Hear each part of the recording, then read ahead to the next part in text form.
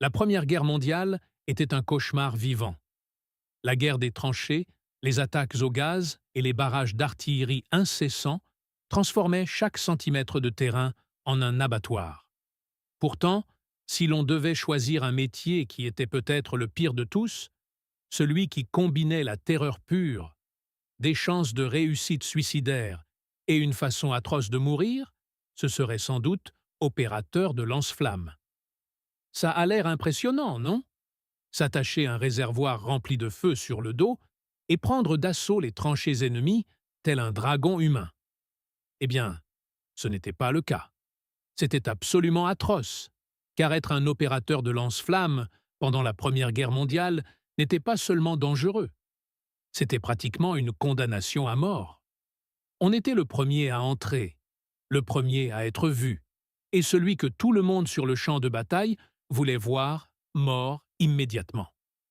Vous êtes-vous déjà demandé ce que l'on ressentirait en courant sous un déluge de balles, sachant que l'on est une explosion ambulante? Décomposons précisément pourquoi ce rôle était l'un des plus terrifiants, misérables et éphémères de l'histoire militaire moderne. Pour commencer, les lance-flammes de la Première Guerre mondiale étaient primitifs et effroyables. Ce n'étaient pas les armes compactes et sophistiquées que l'on imagine d'après les films. Ces premières versions, comme le Flaminé allemand, se composaient de deux réservoirs de carburant massifs portés comme un sac à dos. L'un contenait de l'azote sous pression, l'autre contenait un carburant épais et collant, souvent du diesel ou de l'huile. Un tuyau reliait le réservoir à une buse munie d'un allumeur. Appuyé sur la gâchette, et un jet de liquide enflammé jaillissait. Parfois à 20 ou 30 mètres de distance, recouvrant tout sur son passage de feu collant. Cela semble terrifiant pour l'ennemi, et ça l'était, mais c'était 10 fois pire pour l'homme qui le portait. Dès l'instant où un opérateur de lance-flammes entrait sur le champ de bataille, il devenait la cible numéro 1. Tout le monde de l'autre côté, tireurs, snipers, mitrailleurs, savait qu'il fallait l'éliminer rapidement sous peine de finir rôti vif. Ainsi, dès que l'on était repéré, les balles s'abattaient comme une plaie biblique. Et n'oubliez pas, vous portez un énorme réservoir rempli de carburant sous pression sur votre dos. C'est fondamentalement une bombe ambulante. Un tir bien placé dans les réservoirs et boum, vous explosez. Ou pire encore, le réservoir fuit et vous prenez feu, hurlant, brûlant vif et vous transformant en torche humaine sous le regard impuissant de vos camarades depuis la tranchée. Et non, il n'y avait aucune protection réelle.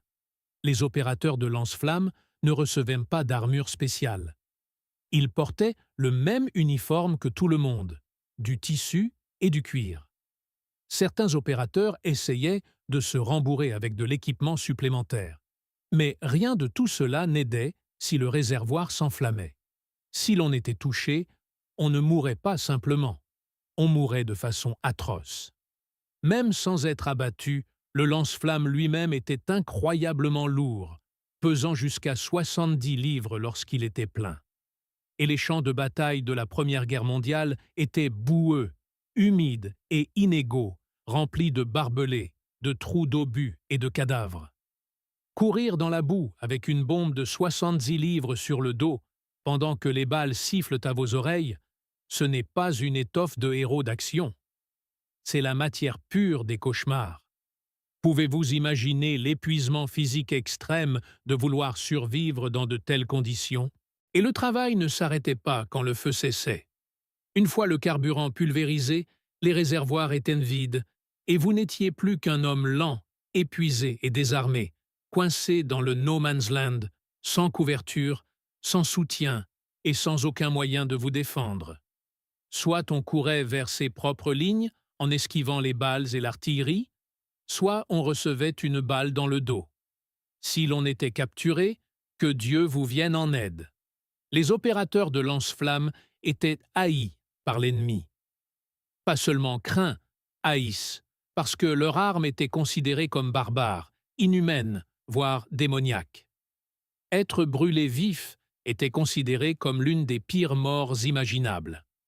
Et aucune pitié n'était accordée aux hommes qui en étaient responsables. Si vous étiez attrapé par les troupes ennemies, vous n'étiez pas fait prisonnier. Vous étiez souvent exécuté sur le champ. Même votre propre camp vous traitait davantage comme une arme que comme un soldat. Les unités de lance-flammes étaient généralement de petites escouades isolées, entraînées séparément et déployées pour des missions spécifiques. On ne se faisait pas vraiment d'amis dans les tranchées. On était là pour faire une chose: nettoyer la tranchée ennemie par le feu, puis disparaître. Si on ne le faisait pas, personne ne venait vous sauver. Alors, comment se retrouvait-on avec ce job? C'est simple. On ne se portait pas volontaire. On était affecté ou on était considéré comme sacrifiable. Les opérateurs de lance-flammes étaient souvent choisis pour leur force et leur bravoure, mais aussi parce qu'ils étaient considérés comme remplaçables. Aucun officier ne voulait perdre son meilleur tireur d'élite ou mitrailleur, mais un grand gaillard avec un peu de muscle, oui, sangle-lui le réservoir. Il fera l'affaire. Le poids psychologique était brutal. Imaginez savoir que vos chances de survivre à une mission étaient au mieux minimes. Imaginez entrer dans le No Man's Land avec un canon à feu sur le dos, entendre l'ennemi hurler et vous tirer dessus comme un cœur possédé, et espérer, simplement espérer que le réservoir n'explose pas cette fois-ci. Et si vous réussissiez, si vous aviez fait votre travail et rôti toute une tranchée ennemie, vous n'aviez pas de médaille, vous n'aviez pas de gloire, vous aviez de la honte. Beaucoup d'opérateurs de lance-flammes retournaient à la base, hantés par ce qu'ils avaient fait. Brûler des êtres humains vivants était psychologiquement éprouvant, même à la guerre. Il existe des récits d'hommes qui s'effondraient, vomissaient ou refusaient de dormir à cause des images qui défilaient dans leur tête. Un survivant a décrit l'odeur comme étant pire que tout ce qu'il avait connu. La chair brûlée, la terre humide et les vapeurs de carburant. Un parfum qui le suivait jusque chez lui et ne disparaissait jamais. Et la perception du public n'aidait pas.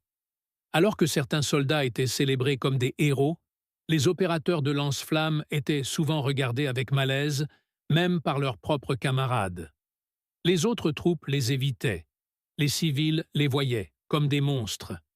Bien qu'ils ne fassent qu'obéir aux ordres, beaucoup de manieurs de lance-flammes ont été ostracisés après la guerre, laissés seuls avec leur culpabilité. Et pourquoi? L'arme elle-même n'était même pas si efficace. Les lance-flammes avaient une portée limitée, une faible capacité de carburant et étaient presque impossibles à utiliser par temps venteux ou pluvieux. Beaucoup d'attaques échouaient. Et quand elles fonctionnaient, la réaction était si violente que tout gain tactique n'était que de courte durée. L'ennemi se regroupait, exerçait des représailles et frappait encore plus fort. Finalement, les armées s'en sont rendues compte. Les lance-flammes sont devenus plus rares vers la fin de la guerre, non pas parce qu'ils n'étaient pas terrifiants, mais parce qu'ils étaient trop risqués pour l'utilisateur.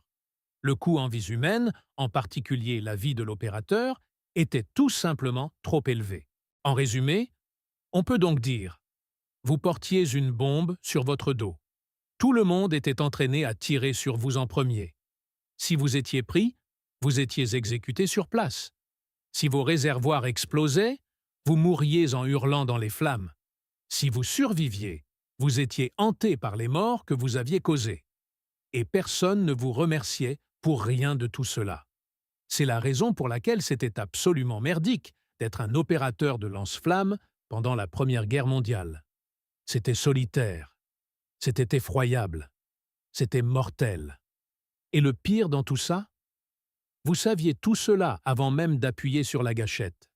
Si cette histoire a changé votre regard sur les horreurs de la Grande Guerre, n'hésitez pas à vous abonner et à liker la chaîne. Nous mettons en lumière l'histoire que l'on a tenté d'enterrer. Aidez-nous à semer les graines de l'avenir. Le prochain trésor de l'histoire s'ouvrira bientôt.